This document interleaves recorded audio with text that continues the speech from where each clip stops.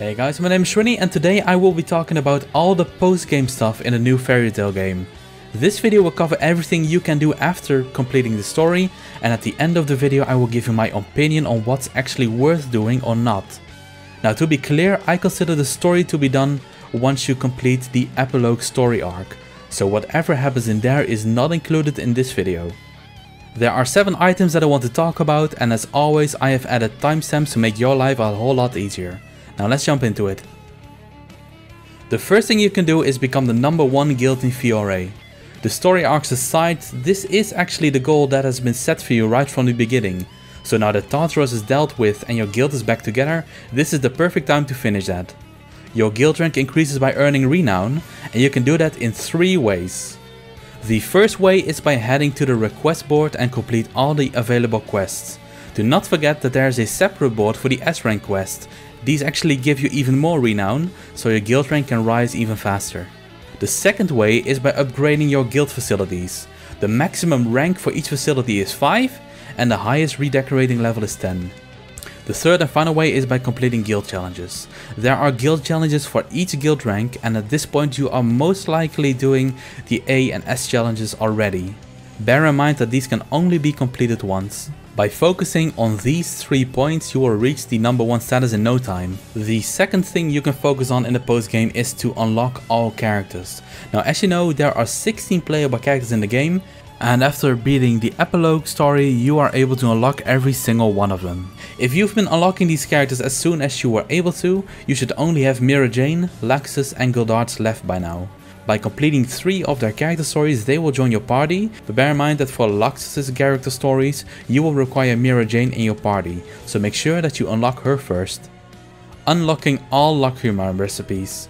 A lot of Lacrima are unlocked through the story progression and by upgrading the laboratory guild facility, but there are certain recipes that you need in order to unlock all of them. The recipes look like little books and can be found in your items under the valuables tab. Lacrima recipes are rewards for 4 different things. These are certain quests from the request board, certain character duels. Now, I am not sure which characters give you this, but I do know that Guldarts definitely does. Third, you have the guild challenges. Each guild challenge rewards you with a recipe for more Lacrima. And finally, you can feed Alkenny to Plu, also known as Nikora, in Lucy's house.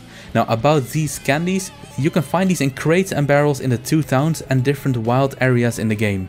You can also get special candy, which counts as 3 candies apiece by destroying the large structures throughout the game. For a full guide on where to find all of these candies, I will leave a link in the description. Next up, you can max out all of your characters, and with that I mean the levels, the base stats and the character ranks. The maximum level for a character is 99, but after completing the story you can use the Magic Foundation Growth to reset the character back to level 1. The benefit of this is that the character will start with higher base stats, so whenever level 99 is reached again, he or she will be way stronger. I am not sure how many times you can do this, but after 2 times most of my characters were at or near the base max stats, so it doesn't really feel like a necessity to do more than that. The character ranks are unlocked via the guild ledger, and most ranks give some benefit during the battle for that character specifically. At character rank 10, which is the max, you will unlock a better version of one magic ability, or you will unlock the magic ability that was previously only available as a finisher during the magic chain combo. You will need to use the renown points to do this, but after you become the number 1 guild in Fiore, you should have plenty of these points. After unlocking all Lacrima recipes and maximizing the base stats of all your characters, you can improve your team even further by creating special Lacrima. Throughout the game, you most likely just use the Lacrima that increase your base stats like attack, defense, speed and luck, and perhaps one character specific Lacrima. But the thing is, with your base stats already capped at 999, these Lacrima have kind of become obsolete, possibly even the character specific one. So what Lacrima should you be using now? Well, if base stats are out of the question, you want to be looking for other effects. There are always the Lacrima that allow for status ailments to occur, or that reduce or increase the chance that monsters will attack that character, which can be a nice addition, but some of the special Lacrima that you unlocked can be very handy too. To create these special ones, you will need a base ingredient called Rare Lacrima, and this is a reward you get for most S rank quests from the request board. Once you create one of these special Lacrima, you have a chance of obtaining one that has 1, 2 or 3 stars. The better the stars, the better the effect. And to show you the difference, I have an army of 1 Lacrima as an example here. The 1-star variant gives a 10% chance to get another turn after performing an action. The 2-star variant gives a 15% chance, and the 3-star variant gives a whole 30% chance. I am not sure what the rates are for each variant, but this is mainly RNG where the 3-star has a relatively small chance of occurring. Bear in mind that even some of these special Lacrima focus on base stats. I have tested it and they simply do not add any value, so make sure to ignore those two once you are at 999 with your characters. Number 6 is to complete the hardest quest in the game. Now that you are done with building your team and creating the Lacrima that they will be using, you are ready to take these bad boys on. On the S rank request boards you have your unique request, regular request, but also something called a 10-year request. In this request you fight one of the story's bosses at a higher level, and once you complete it you will get a new one in which you do the same. After completing the first 8 you will have unlocked the truly hardest quests in the game, namely the 100-year quests. For you manga fans out there, this is not the quest that you are all hoping for, but these quests do focus on 4 dragons that you have fought at the end of the Grand Magic Game story arc, the part with the Eclipse Gate.